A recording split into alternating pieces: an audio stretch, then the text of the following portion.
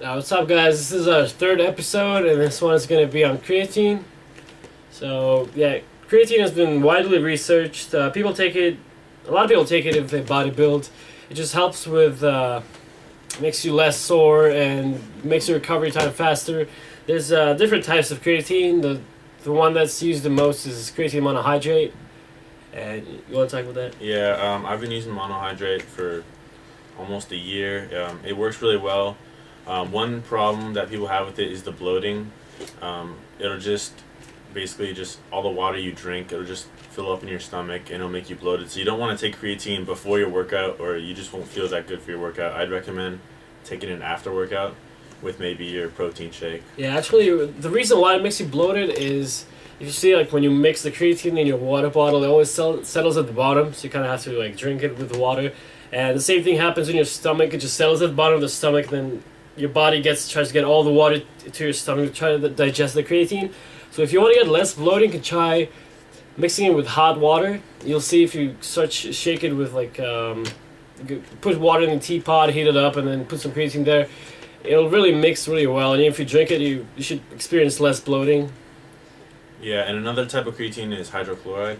Yeah, creatine hydrochloride. The main company is Concrete. They're the ones who have the creatine hydrochloride, and that's supposed to, first of all, absorb a lot better. So you take only, like, I think 5 milligrams. Take a lot less, and it doesn't make you bloated at all. But it's a lot more expensive. That's the downside.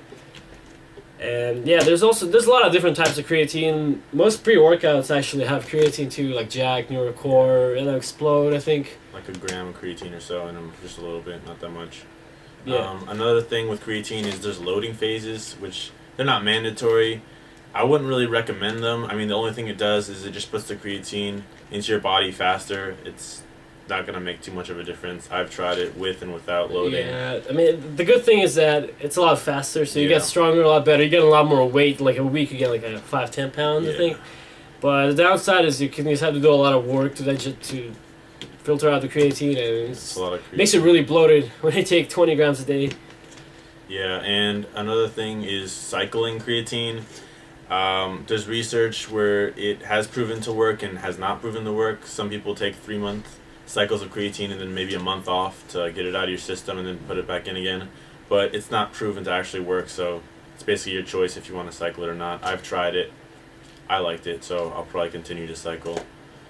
Yeah, I usually buy, like, I think 100 servings of creatine. I buy the ON one, the smaller version. And once I finish the bottle, I'll just take like a couple of weeks break and then go on it again. Also, you don't want to take creatine when you're cutting, because you lose definition, because you get a lot of water in your muscles that makes them lose definition, and you don't want to be bloated when you're cutting. It doesn't really help at all, in my opinion. And then you got the sugar with creatine. Yeah, sugar. Well, there's creatine with sugar. One of the versions is Celtec by MuscleTech. It's really overpriced. I wouldn't recommend it. There's also studies that have shown that sugar makes a difference with creatine, helps it absorb, and spikes your insulin, so it'll make the creatine work faster. But there's also studies that don't prove that. Yeah. So I wouldn't. It's just more money. There's no point. Don't ever buy Celtec, because all it is really dextrose and creatine. You can buy dextrose, I think, for $5 from Costco for like a 10-pound bag of sugar, and then it's a lot cheaper. And yeah, I think that's pretty much it. Yeah, thanks for watching. Subscribe and like.